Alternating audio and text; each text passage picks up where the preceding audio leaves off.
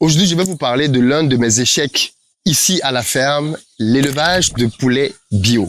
Vous savez que j'ai vraiment à cœur de pouvoir produire dans cette ferme des produits écologiques et j'ai essayé une expérience avec le poulet et malheureusement, ce n'est clairement pas en train de prendre forme comme je le souhaite. Je vais vous expliquer dans cette vidéo le pourquoi du comment afin que ça vous inspire vous aussi à ne pas reproduire ce type d'erreur.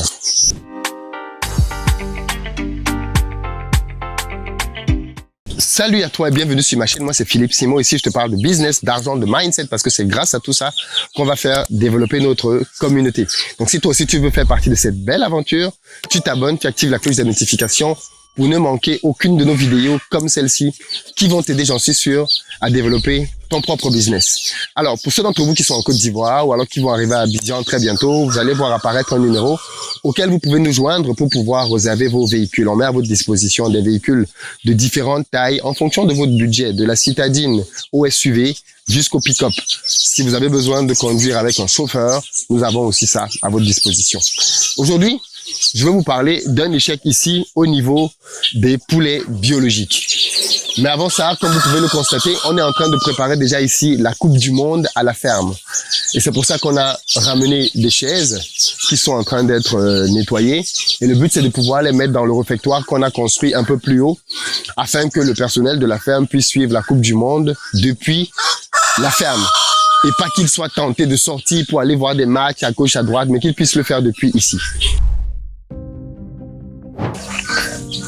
Alors, je vais vous parler, merci beaucoup, dans cette vidéo de notre élevage biologique. Ici, on a un peu plus d'une cinquantaine d'œufs qui sont le fruit d'à peine quelques jours. Alors, pourquoi est-ce que c'est un échec? Parce qu'aujourd'hui, normalement, d'après mes prévisions, on devrait avoir ici plusieurs centaines de poulets biologiques. Malheureusement, on se retrouve avec une cinquantaine seulement. Qu'est-ce qui s'est passé? Ben, il s'est passé que, alors déjà, vous devez comprendre le process. Comment fonctionne notre process biologique? On a des poulets ici, dits du village, Goliath ailleurs, et donc, ces poulets-là, qu'est-ce qui se passe? Ben, en fait, ce sont des poulets qui vivent en plein air, comme vous pouvez le voir là maintenant, qui se nourrissent en plein air et à qui on apporte un complément alimentaire quand même pour s'assurer qu'ils ont un minimum tout ce qu'il leur faut pour leur croissance. Donc on leur donne une partie de base et ils vont compléter dans la nature. Ils mangent des vers, ils mangent ce dont ils ont besoin dans la nature. Et comme vous pouvez le voir, ils grandissent très bien avec de très beaux pelages. Ils sont vraiment très très bien. D'après notre process, comment ça marche? Donc, on a cet espace-là que vous voyez à l'arrière qui était un peu l'espace maternité. Là, vous voyez des grilles là. Et le but, c'est qu'ils vivent là-dedans par compartiment. On avait un mâle, 4 femelles. Et à l'arrière, on avait un espace dans lequel le reste pouvait vivre. C'est-à-dire que quand on met un mâle avec 4 femelles, au bout d'un certain temps, on a des œufs fécondés. Les voilà. Ces œufs fécondés là, on les prend ici, on les ramène à la maison. Et à la maison, on a une couveuse qui prend, je crois, 1024 œufs. On met ça dans la couveuse là-bas et au bout de 21 jours, on commence à avoir des poussins. Ces poussins, on les garde à la maison pendant une semaine, le temps qu'ils se fortifient un peu, qu'ils soient au chaud dans un environnement sécurisé.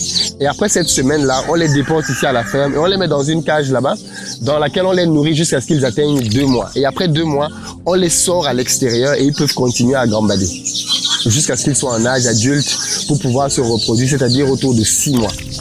Voilà un peu comment on a fonctionné. Au début, ici, on avait, je pense, 4 femelles et un mâle. Je pense que c'est ça qu'on avait ici au début. Massamo. Les plus anciens se souviendront de Massamo. C'est le père fondateur de tout ça. Et donc, malheureusement, il se trouve que le technicien qui est en charge de cet élevage-là a pris 4 jours hors de la ferme. De mémoire, il n'avait même pas prévenu qu'il allait durer aussi longtemps.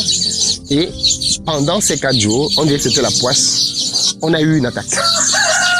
On a eu une attaque qui a décimé plus de la moitié de notre élevage biologique. Je vous assure, plus de la moitié sont morts en quelques jours. Il faut savoir que quand vous avez des attaques de virus, des trucs comme ça, les bêtes meurent très rapidement. Donc on s'est retrouvé à perdre plus de la moitié de notre élevage biologique comme ça. Et on a donc dû repartir de zéro. Suite à cela, ce fermier-là Il a été sanctionné, très clairement, parce que c'est quand même un investissement et c'est du temps qu'on a mis pour pouvoir arriver à ce niveau-là. Donc, il a dû quitter le projet et derrière, en le faisant partir, on n'avait plus non plus quelqu'un qui était dédié à faire ça parce qu'ici, tout le monde était un peu occupé à faire quelque chose. Donc, du coup, on a repris quelqu'un maintenant qui a recommencé à gérer ça. Et depuis qu'il a recommencé à gérer ça, comme vous pouvez le voir, les œufs sont de retour. La semaine dernière, on avait une centaine d'œufs. Là, je vais sortir aujourd'hui avec cette cinquantaine d'œufs. En quelques jours, on fait 50 œufs. Donc, je pense qu'à ce rythme-là, si on recommence une gestion disciplinée du processus, on va pouvoir à nouveau avoir, je l'espère, rapidement des centaines de poulets ici. Et pour pouvoir faire quoi? Là, par exemple, vous voyez, c'est une pintade. Vous voyez bien que c'est une pintade. Elle est très différente des autres. Et là, vous voyez le pouvoir comment je vais appeler ça? De l'éducation. Les pintades, pour ceux qui les connaissent, c'est des animaux volants. C'est des animaux qu'il est très difficile de domestiquer, vraiment très difficile. Quand vous voyez des pintades, elles sont toutes en train de voler. Et pourtant, nos pintades ici, vous voyez, elle a toutes ses ailes, hein, très belles, mais elle ne fuit pas parce qu'elle a été habituée à cet endroit. On en a comme ça plusieurs là dans la ferme et qui vivent en bon voisinage avec les poulets. D'ailleurs, j'ai appris que les coqs n'hésitent pas à venir s'accoupler avec les pintades. Mais donc sinon, on a cet espace dans lequel on a de la vie en commun. Beaucoup de ces animaux-là qui vivent ensemble. Et moi, mon projet, en fait, une partie du projet, en tout cas, c'est ça, c'est d'avoir un élevage de poulets biologiques ici dans lequel on parvient à avoir des cheptels de plus de 1000 poulets biologiques pour pouvoir commencer à les commercialiser. Parce que la viande du poulet biologique n'a rien à voir avec la viande du poulet de chair. Et c'est une clientèle différente. On sait tous aujourd'hui quels sont les enjeux de santé qu'il y a derrière l'alimentation, surtout dans nos pays dans lesquels les gens ne contrôlent absolument pas ce qu'on mange. Et nous, on veut apporter sur le marché un produit de très bonne qualité qui ne va pas venir détériorer la santé des gens. Et donc, pour nous, c'est très, très, très important de pouvoir produire des éléments biologiques ici. Voilà un peu le coup de frein qu'on a eu dans le projet à cause de cette attaque qui nous a décimé plus de la moitié de nos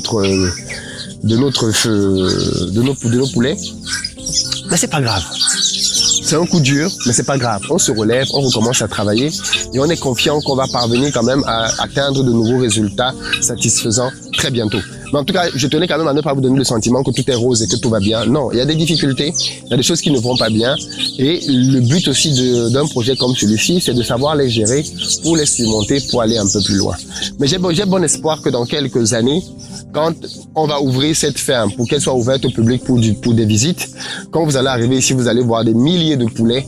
Je l'espère en tout cas. Et donc on travaille à ça, on continue de travailler à ça et on ne baissera clairement pas les bras.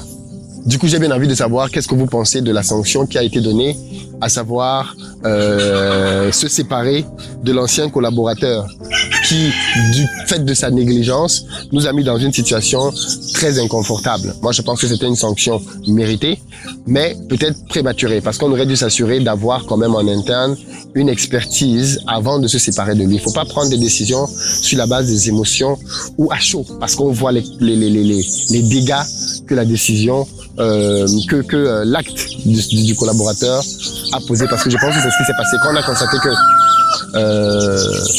du fait de son absence, on a perdu autant de poulets. Ben, je crois que le management a été très en colère et bien évidemment la sanction est rapidement tombée. Mais bon, comme je vous dis, c'est pas bien grave. On va recommencer et on va continuer de faire le travail qu'il faut. Alors, je voulais terminer cette vidéo en vous parlant aussi des lapins, parce que du coup, c'était le même technicien qui gérait les lapins. Et pendant la même période, l'attaque aussi a tué énormément de lapins.